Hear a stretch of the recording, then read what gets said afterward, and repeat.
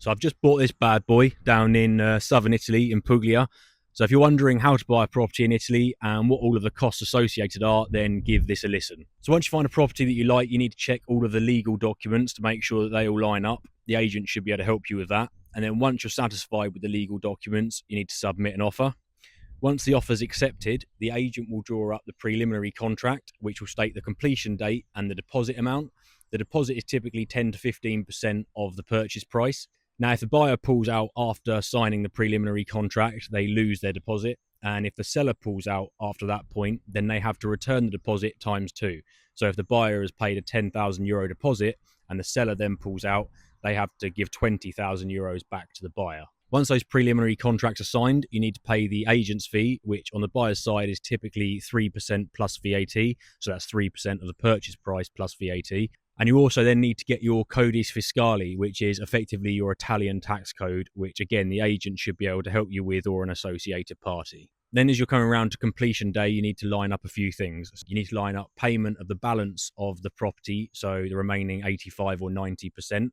You also need to line up payment for the property tax and the notary fees, and both of those should be paid on completion day. Then for the notary signing itself, you need to attend in person. You can delegate this to someone else, but then you're likely to incur more costs, legal costs, for example. But then when you go to the notary, you need to take several things. You need to take your passport. You need to take your codice fiscale, which is your Italian tax code. You need to take receipt and proof of payment of the balance of the funds for the property. And you need to take receipt and proof of payment for the tax and the notary fees. If you don't speak Italian, then you need to hire a legal translator, so they'll translate the discussions and the documents during the signing for you. And then that process takes about 1 to 2 hours. And then at the end, you'll get a one-page receipt effectively. And then within 30 days, you'll get the full documentation for the property.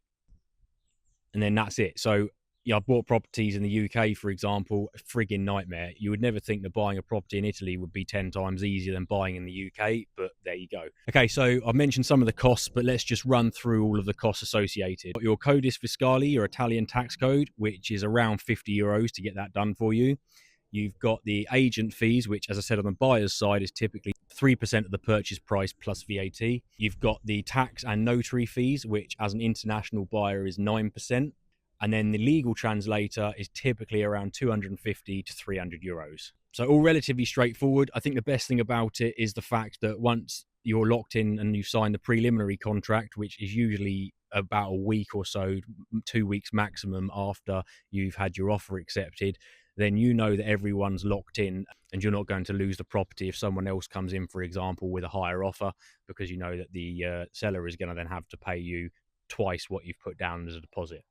So I'm down in Puglia now, turning this bad boy into an Airbnb. So if you're interested in following that process and seeing how much I cock it up, then give the Instagram or the YouTube a follow. Cheers, bruv. Ciao, Bella.